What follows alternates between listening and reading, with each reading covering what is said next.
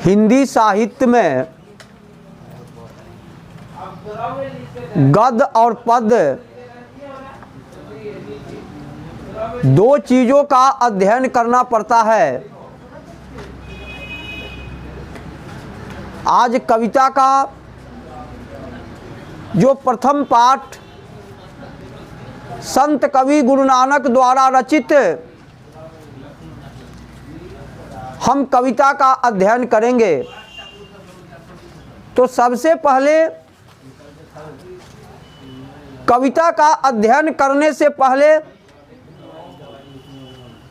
कवि परिचय का गहन अध्ययन करना जरूरी होता है।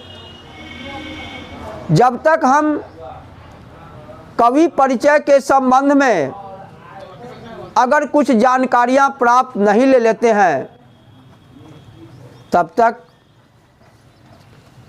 कविता की कोई सार्थकता नहीं रह जाती है। तो जैसा कि हम जानते हैं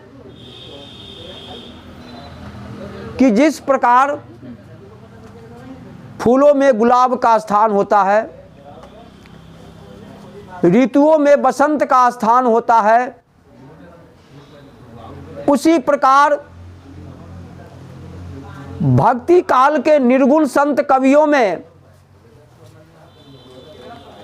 संत कवि गुरु नानक का अपना एक बहुमूल्य तथा सर्वोपरि स्थान है। संत कवि गुरु नानक ने अपने एक एक क्षण, बहुमूल्य क्षण को इस कविता की रचना करने में लगाया है। ऐसे महामानव, सच्चे प्रेम के पुजारी, राष्ट्रहित और ईश्वर के संबंध में सच्ची तथा पवित्र भक्ति का स्वरूप जगाने का काम संत कवि गुरु नानक जी ने किया है। ऐसे महामानव का जन्म 1469 ईस्वी में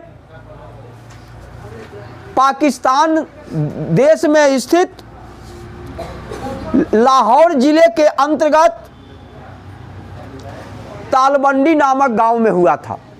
जो पहले इनका जिस समय जन्म हुआ था, उस समय भारत पाकिस्तान का बंटवारा नहीं हो चुका था। जब अंग्रेज देश छोड़कर जाने लगे, जब हमारा देश आज़ाद हुआ 15 अगस्त 1947 को, तो 14 अगस्त को ही देश का बंटवारा हो गया, भारत और पाकिस्तान। तो पाकिस्तान के लाहौर जिले के अंतर्गत तालबंडी नामक गांव में हुआ था 1469 ईस्वी में। इनके पिता का नाम कालू चंद्र खत्री तथा मां का नाम तृप्ता था तथा पत्नी का नाम सुलक्षणी। और इन्होंने, इनके पिता पेशे से कृषि कार्य करते थे, लेकिन संत कवि गुरु नानक का ज़्यादा समय तीर्थ यात्रा, मंदिर मस्जिद, वृंदावन, मथुरा, कई आदि धार्मिक स्थानों का उन्होंने भ्रमण किया और उन्होंने ईश्वर के सच्ची स्वरूप के बारे में अपने विचार को प्रकट किया। उन्होंने एक ही बात पर बल दिया कि अगर हम इस संसार में वास्तविक जीवन जीना चाहते हैं, तो हमें ईश्वर के सच्चे स्वरूप को समझना होगा, जानना होगा। इसके लिए उन्होंने 2 पद की रचना किए। एक पद का नाम है राम नाम बिनु बिरथे जगी जन्मा। राम नाम के बिना इस जन्म में, इस धरती पर जन्म लेना व्यर्थ है। क्योंकि जिस संसार में राम नाम की चर्चा नहीं होती है, जिस व्यक्ति के हृदय में राम नाम की कीर्तन करने की अभिलाषा नहीं है, उस व्यक्ति का, चाहे वह व्यक्ति मरे हुए के समान है, उसके अंदर प्राण क्यों न हो, लेकिन उस व्यक्ति का जीवन मृत प्राय हो जाता है। फिर उन्होंने बाह्य आडंबर, अंधविश्वास, धर्म के नाम पर बनावटी खेल, जगह जगह घूमना, तीर्थाटन करना, चंदन लगाना, गेरुआ वस्त्र धारण करना, जटा बढ़ाना, श्मशान में जाकर भस्म लगाना तथा वस्त्रों का त्याग करके पागलों की भांति नंगा घूमना, ये सब जो धर्म के बाह्य आडंबर है, उस बाह्य आडंबर का उन्होंने पुरजोर विरोध किया है। उनका एक ही सोच है, वे अपने पाठकों को एक ही सोच, एक ही सलाह देने का काम किए हैं। और का निवास स्थान व्यक्ति के सच्चे अंतःकरण में है। अगर व्यक्ति का अंतःकरण साफ, स्वच्छ, पवित्र और काम, क्रोध, द्वेष, लोभ इत्यादि से रहित हो, वही व्यक्ति ईश्वर का सच्चा भक्त बन सकता है। वही ईश्वर का सच्चा भक्त बनने का उसे सौभाग्य प्राप्त हो सकता है। राम नाम बिनु बिरथे जग जन्मा। राम नाम के बिना इस संसार में जन्म लेना व्यर्थ है। अगर आप संसार में जी रहे हो, लेकिन आप लोगों की अगर जिह्वा से अगर राम नाम की वाणी नहीं निकलती है, तो वह जिह्वा किसी काम की नहीं रह जाती है। लाख आप बड़ा से बड़ा काम क्यों न कर लो, क्योंकि जिस हृदय में भक्ति की रसधार नहीं है, वह हृदय बेकार है। कितना भी बड़ा मंजिल मिले, अगर राम नाम का स्मरण नहीं है तो वह मंजिल बेकार है। लोग यो तो कहते हैं मैंने तो इसे आजमाया है, हम ईश्वर की भक्ति ना करके सांसारिक मोह माया की जाल में फंसकर दुख दर्द से जख्म खाया। क्योंकि ऐसा गुरु नानक का कहना है कि अब आजकल के संसार की क्या स्थिति है, उस संसार की स्थिति का वर्णन करते हुए संत कवि गुरु नानक कहते हैं कि आजकल के लोग बिखू खावे, जहर खाते हैं।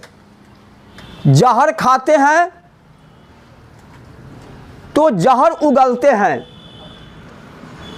जैसा अन्न वैसा मन।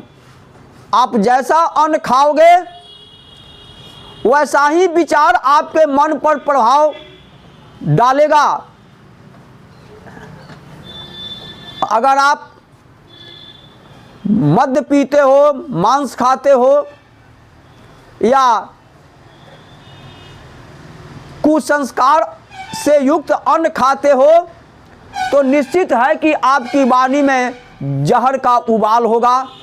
और जब जहर का उबाल होगा तो जिंदगी बर्बाद होगा, नहीं मंजिल आसान होगा। तो यह आपकी जिंदगी निश्चित रूप से गुलिस्ता की जगह पर रेगिस्तान होगा। आजकल के वर्तमान के साधु संत का क्या हाल है? साधु संत कैसे करोड़ पाठकों को ठग कर अपनी भक्ति का बनावटी रूप दिखाकर वे ईश्वर का भजन न करते हैं बल्कि अपना उल्लू सीधा करते हैं। क्या क्या बनावटी भेष बनाते हैं, इस संबंध में हमारे संत कवि गुरु नानक कविता के माध्यम से, दोहे के माध्यम से, दोहे का मतलब क्या होता है? दोहा। जो अगर दिल से दुहाई दे उसे दोहा कहते हैं। जो संसारिक कल्याण के लिए कुछ रच दे उसे दोहा कहते हैं। कि जिंदगी रेगिस्तान में तब्दील है, दोहे के माध्यम से उसे गुलिस्ता भर दे, वही दोहा है। अब बनावटी साधु का क्या रूप रंग कहते हैं कि पुस्तक पाठ व्याकरण बखाने संधिया कर्म निकाल करो। आजकल के जो ढोंगी धर्मात्मा है, पुस्तक पाठ व्याकरण बखाने, मोटा मोटा रामायण पढ़ेगा, गीता पढ़ेगा, महाभारत पढ़ेगा और झूठा प्रवचन करेगा। क्यों? क्योंकि उसे ईश्वर की चिंता नहीं है, अपने पेट भरने की जरूरत है। धर्म के नाम पर अपना वर्चस्व बनाना चाहते हैं, उसे बिना काम किए हुए अपने ऐशो आराम की जिंदगी की जरूरत है। तो क्या कहते हैं? पुस्तक पाठ व्याकरण बखाने, खूब धार्मिक, मोटी मोटी धार्मिक पुस्तकों का अध्ययन करेगा, संध्या कर्म निकाल करो और शाम सुबह दिखावटी के लिए खूब संध्या बंदन करेगा कि लोगों के सामने भगवान का भारी भक्त बनने का नाटक करेगा, ढोंग करेगा। लेकिन एक का नाम है ना, में राम बगल में छुरी, अपना पेट भर के झूठी भक्ति दिखाकर भगवान से हो जाते हैं दूरी। अब कवि कहते हैं कि बिना गुरस्वद मुक्ति कहाँ, राम नाम बिनु अरुझि मरे। कवि कहते हैं कि बिना गुरु के मानव को ज्ञान कहाँ होगा, बिनु गुरस्वद मुक्ति कहाँ। गुरस्वद, बिना गुरु के ज्ञान से, अरे ईश्वर के संबंध में, ईश्वर के वास्तविक स्वरूप को बताने का काम कौन करता है? हमारा गुरु। तो बिना गुरु के मानव को मुक्ति कहाँ मिलेगी? अज्ञान रूपी अंधकार में डूबने से बचाने वाला गुरु ही है, ज्ञान का प्रकाश देने वाला गुरु है। अब राम नाम बिनु अरुझि मरे, राम नाम बिना, राम नाम के बिना, अरुझि का मतलब है प्राण। राम नाम के बिना यह संसार जीवित रहते हुए भी मृत के समान है। अब क्या कहते हैं? बनावटी साधु कैसा स्वरूप करते हैं? दंड कमंड शिकासुत धोरथ तीर्थ गौनु अति भ्रमण करे। दंड कमंडल, बड़का दंड धारण करता है, देखता है कि भैया बाबा के पूजा में भगत कैसे लाठी खिलाता है, दम दंडा धारण करता है। कमंडल, पाखंडी साधु सब दम 5 लीटर वाला पितरिया कमंडल चलेगा लेके, कथी उसमें भरने के लिए कुछ।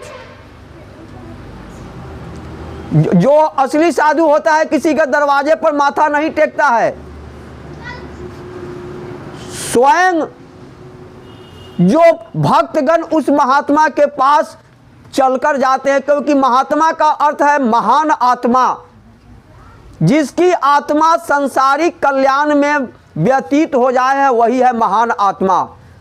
तो दंड कमंडल, दंड धारण करते हैं, कमंडल धारण करते हैं, शिखासुत और केस रखते हैं, लंबी लंबी केस, ऐसा लंबी लंबी केस कि बॉलीवुड भी फेल है।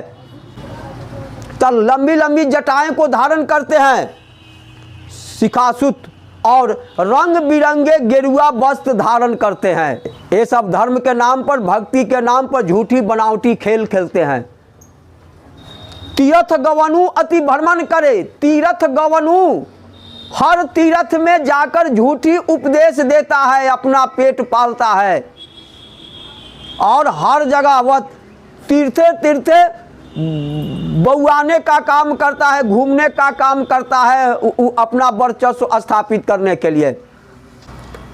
फिर कवि कहते हैं कि राम नाम बिनु शांति ना आवे। अंत में गुरु नानक कहते हैं कि तीर्थ यात्रा करने से, पत्थर पूजने से, झूठी मंदिर मस्जिद में जाने से ईश्वर की प्राप्ति नहीं हो सकती है।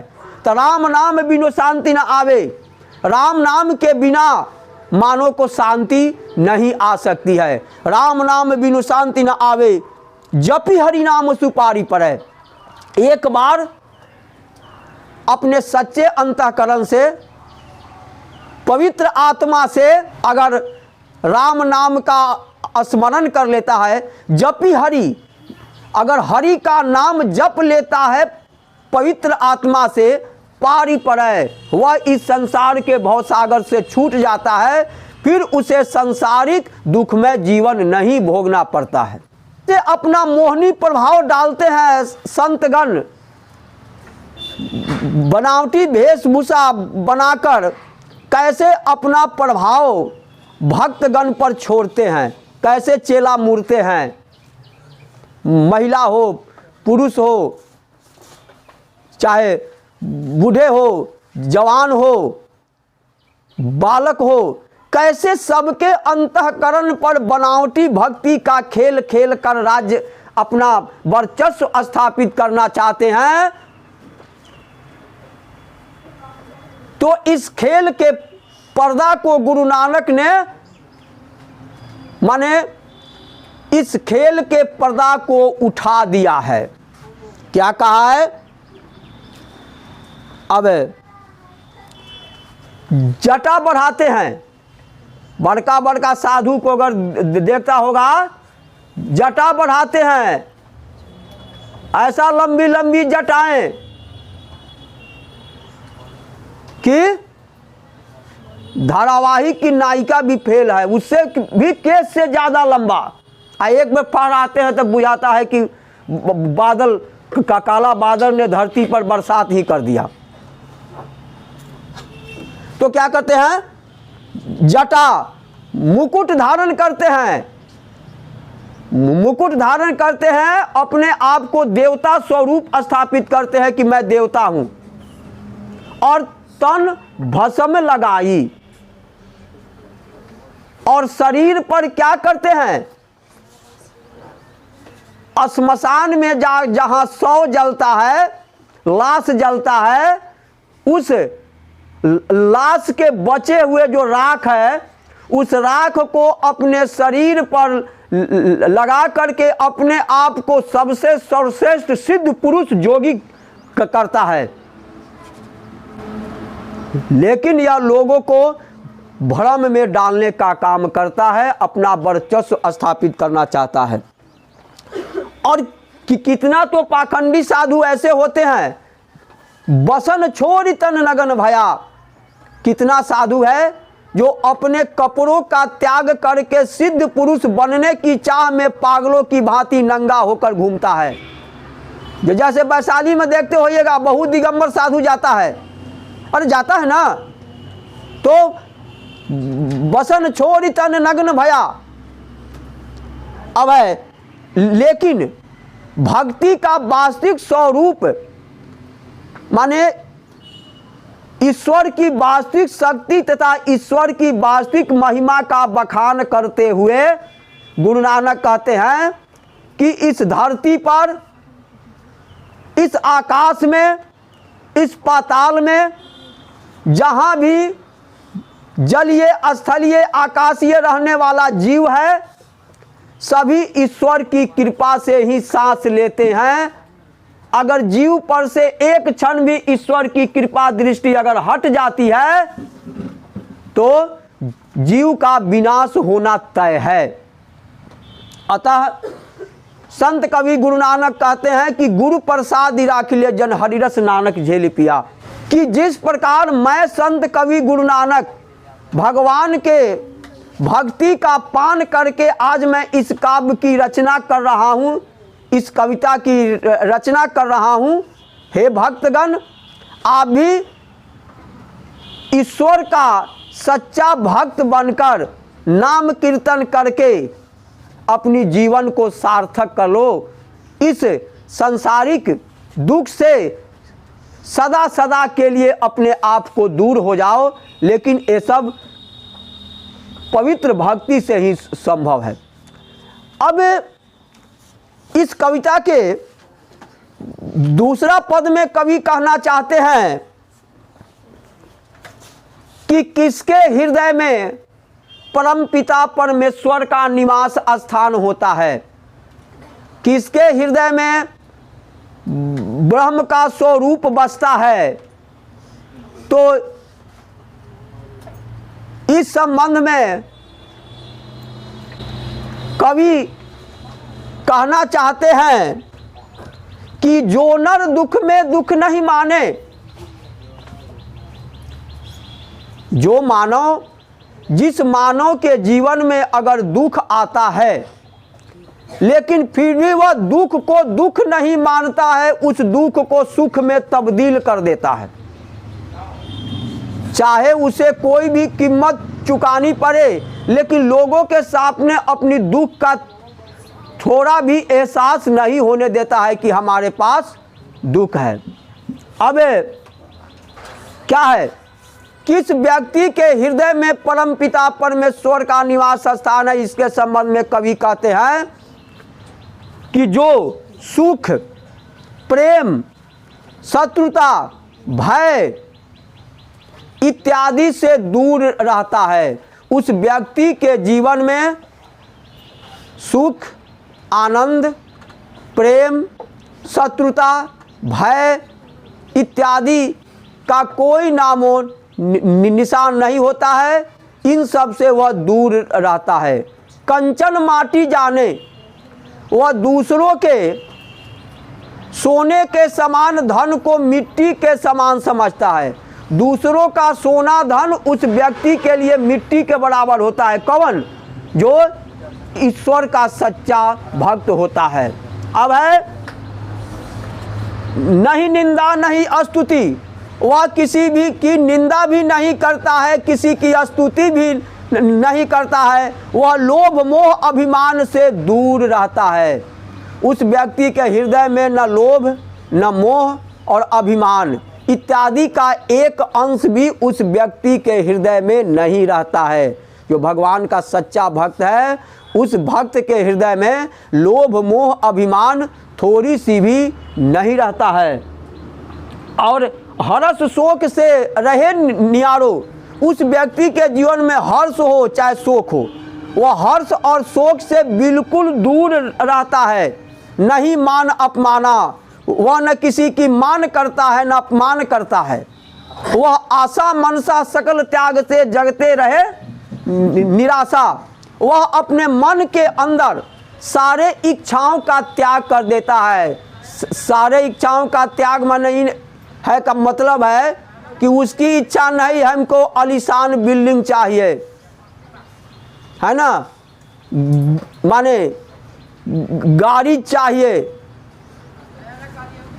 है ना, घोड़ा चाहिए, हाथी चाहिए, ये सब उसको नहीं है। वह अपने मन के अंदर सारी इच्छाओं का त्याग करके संसार से बिल्कुल निराश हो जाता है। वह जानता है कि खाली हाथ हमें आना है, खाली हाथ जाना है, इस संसार से कुछ नहीं लेना है ना। अपनी वादा निभाते हुए अंत में ब्रह्म में लीन हो जाना है, हमें इस संसार से कुछ नहीं लेना है। अब है काम क्रोध, जो ईश्वर का सच्चा भक्त होता है उसके हृदय में काम क्रोध लोभ मोह इत्यादि का एक अंश भी नहीं रहता है। तेहिघट ब्रह्म निवासा, उसी व्यक्ति के हृदय में परमपिता परमेश्वर का निवास स्थान होता है। एक क्वेश्चन है कि किसके हृदय में परमपिता परमेश्वर का निवास स्थान होता है? जो अपने जीवन में सुख प्रेम शत्रुता भय इत्यादि से दूर रहता है। वह दूसरे के सोना के समान धन को मिट्टी समझता है। वह किसी की न निंदा करता है न स्तुति करता है। वह लोभ मोह और अहंकार से दूर रहता है। उसके जीवन में हर्ष शोक का कोई स्थान नहीं रहता है। वह न किसी का मान करता है न किसी का अपमान करता है। वह अपने हृदय से सारी संसारी सुखों का त्याग करके वह संसार से बिल्कुल निराश रहता है। और उस व्यक्ति के हृदय में काम क्रोध लोभ मोह मत्सर इत्यादि का एक अंश भी नहीं रहता है। वैसे व्यक्ति के ही हृदय में माने ब्रह्म का निवास स्थान होता है, परमपिता परमेश्वर का निवास होता है। अंत में संत कवि गुरु नानक कहना चाहते हैं कि गुरु की कृपा जिस मनुष्य पर पड़ जाती है तीन यह जुगति पिछानी, वह जन्म जन्मांतर के जन्म मरण से मुक्ति हो जाता है। फिर उसे संसार में सांसारिक भोग माने सांसारिक दुख को नहीं भोगना पड़ता है। वह सदा परम पिता परमेश्वर के चरणों में पड़कर सदा भक्ति करते रहता है। फिर गुरु नानक जी कहते हैं कि जिस प्रकार नदी का जल अपने विभिन्न काम को करते हुए, कभी धारा को तेज करते हुए कभी कम करते हुए अंत में सागर में मिल जाती है पानी, नदी का पानी, उसी प्रकार संत कवि गुरु नानक भी कहते हैं कि तुम भी ईश्वर का भक्ति करते हुए अपने आप परम पिता परमेश्वर में लीन हो जाओ। अब इसमें कुछ क्वेश्चन है कि किसके बिना जन्म को व्यर्थ मानता है? तो कभी राम नाम के उच्चारण के बिना, राम नाम के कीर्तन के बिना यह जीवन क्या मानता है? व्यर्थ मानता है। वाणी कब विष के समान हो जाती है? जिस व्यक्ति के वाणी में राम नाम का स्थान नहीं होता, जिस व्यक्ति के वाणी से राम नाम का उच्चारण नहीं निकलता है, उस स्थिति में उस व्यक्ति का जो बोली हुई वाणी है वह जहर के समान हो जाती है। या जब हम कोई बात किसी के सामने प्रदर्शित करते हैं और वह सुनने वालों को वह बोली वाणी अच्छी नहीं लगती है, तो उस स्थिति में वाणी क्या हो जाती है? जहर के समान हो जाती है। तीसरा क्वेश्चन है कि नाम कीर्तन के आगे कवि किन कर्मों की व्यर्थकता सिद्ध करता है? तो नाम कीर्तन के आगे है ना, तिलक लगाना, दंड कमंडल धारण करना, तीर्थाटन करना, मुकुट धारण करना, बड़े बड़े धार्मिक पोथी को पढ़ना, है ना, वस्त्रों का त्याग कर पागलों की भांति नंगा घूमना, श्मशान में जाकर राख लगाना, इन सब कर्मों की व्यर्थकता कवि सिद्ध करता है। अब है कि प्रथम पद के पर आधार की कवि अपने धर्म साधना के कैसे रूप देखे थे? तो कवि अपने समय में क्या रूप देखे थे? तो वही आंसर हो जाएगा। माने दंड कमंडल धारण करते थे, ललाट पर चंदन लगाते थे, झूठी ढोंग दिखाने के लिए विभिन्न प्रकार के रंग बिरंगे वस्त्र धारण करते थे, मुकुट धारण करते थे, जटा बढ़ाते थे, है ना, तीर्थ यात्रा करते थे और पागलों की भांति निर्वस्त्र होकर घूमते थे। ये सब रूप है कवि नानक ने अपने जीवन काल में लोगों के रूप को देखे थे। अब है कि हरि रस से कवि का क्या अभिप्राय है।